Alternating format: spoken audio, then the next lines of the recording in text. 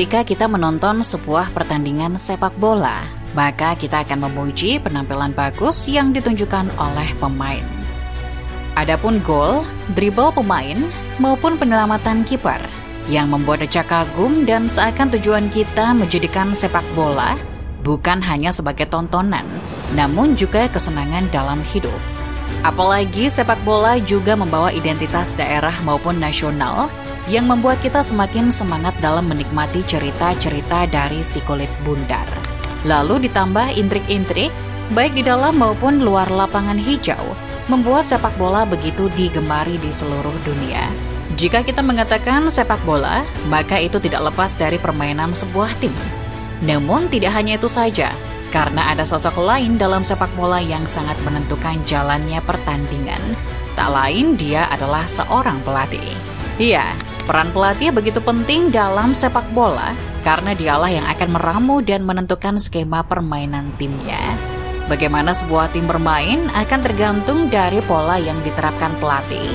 Dialah yang menyatukan bakat-bakat pemain dengan berbagai macam sifat dan karakter itu menjadi suatu bentuk kerjasama di lapangan hijau yang tujuannya adalah untuk memenangi pertandingan. Saat ini, pelatih yang berkualitas adalah faktor penting dalam tim apabila ingin meraih prestasi.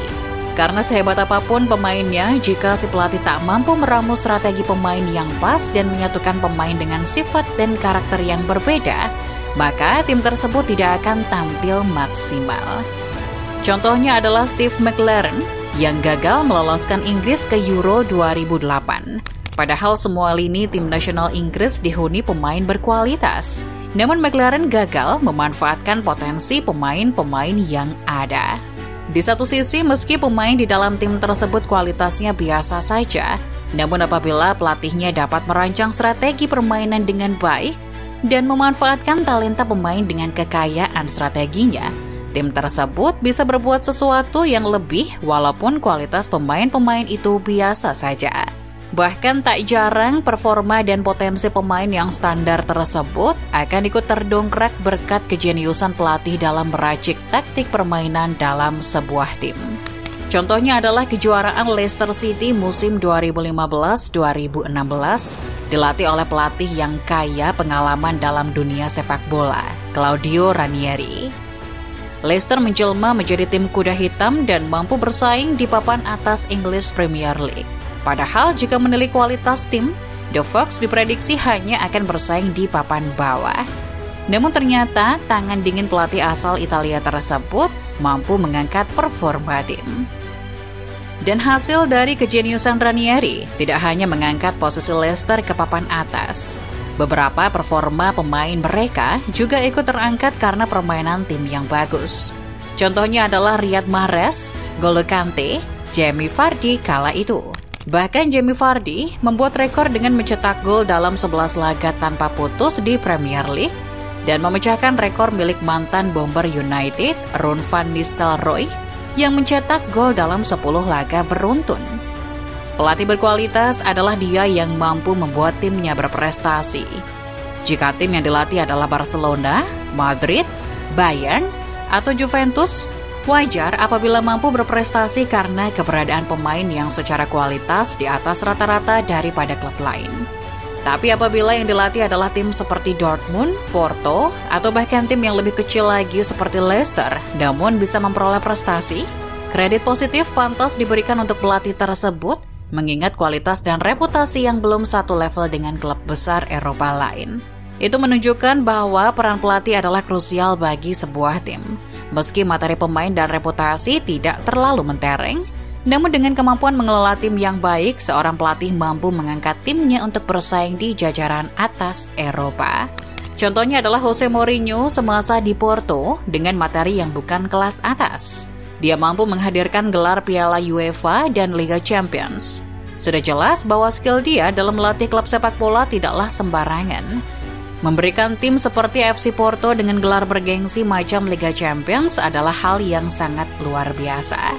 Karena itu pula kualitas Porto diakui dan pemain-pemainnya menjadi komoditi laris bagi klub besar. Beberapa anak didik Mourinho yang dibeli tim besar adalah Ricardo Carvalho, Paulo Ferreira, dan Deco.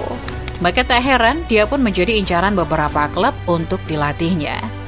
Akhirnya yang beruntung adalah Chelsea, dan ditambah dengan semangat baru pasca kehadiran Roman Abramovich yang membawa banyak uang, berevolusilah Chelsea menjadi klub papan atas Eropa sejak saat itu. Beberapa tahun terakhir juga muncul beberapa pelatih hebat yang mampu menghancurkan dominasi tim mapan. Yang pertama adalah Jurgen Klopp. Di bawah asuhan dia, Borussia Dortmund yang sebelumnya adalah tim biasa saja, disulap dengan gaya khas gegenpressing menjadi tim yang mampu menjungkalkan raksasa Bundesliga Bayern Munich dan menjadi juara Liga Jerman pada musim 2010-2011 dan 2011-2012. Tentu hal itu sangat mengejutkan selain karena Bayern adalah penguasa Jerman dan mempunyai dana berlimpah. Dortmund pun hanya diperkuat pemain-pemain muda seperti Mats Hummels, Neven Subotic, Shinji Kagawa, Mario Götze, Lucas Barrios, Robert Lewandowski, dan Nuri Sahin. Apalagi dengan skuad muda tersebut, Klopp mampu membawa Dortmund main di final Liga Champions musim 2012-2013. Sungguh, itu adalah pencapaian luar biasa bagi tim seperti Dortmund yang secara finansial dan kualitas kalah dari Bayern. Namun dengan kecerdikan Klopp, Dortmund mampu meraih berbagai prestasi dan membanggakan. Tidak hanya itu, berkat kejelian Klopp memaksimalkan potensi pemain pula, muncul nama-nama pemain berkualitas di Dortmund. Sebut Kagawa, Sahin, Hummels, Götze, dan Lewandowski. Jose Mourinho saat di FC Porto, Jurgen Klopp saat melatih Dortmund, adalah bukti bahwa keberadaan manajer atau pelatih penting bagi sebuah tim yang ingin meraih prestasi. Meski materi pemain tidaklah sehebat klub-klub besar Eropa lainnya, mereka memberi kita contoh, uang, reputasi, dan kualitas pemain saja belum tentu menjadi jaminan akan sebuah prestasi. Diperlukan pula kejeniusan taktik strategi dan skill kepemimpinan yang hebat dari seorang pelatih, agar bisa menjadikan sebuah tim sebagai pemenang dan juara. Dan inilah yang membuat sepak bola menjadi permainan yang unpredictable. Karena tak selamanya kualitas pemain, reputasi dan uang selalu berbanding lurus dengan hasil di lapangan. Terima kasih sudah menyaksikan Starting 11 Moment. Jangan sampai ketinggalan berita terbaru seputar sepak bola hanya di channel ini. Subscribe, share, dan like ya. See you!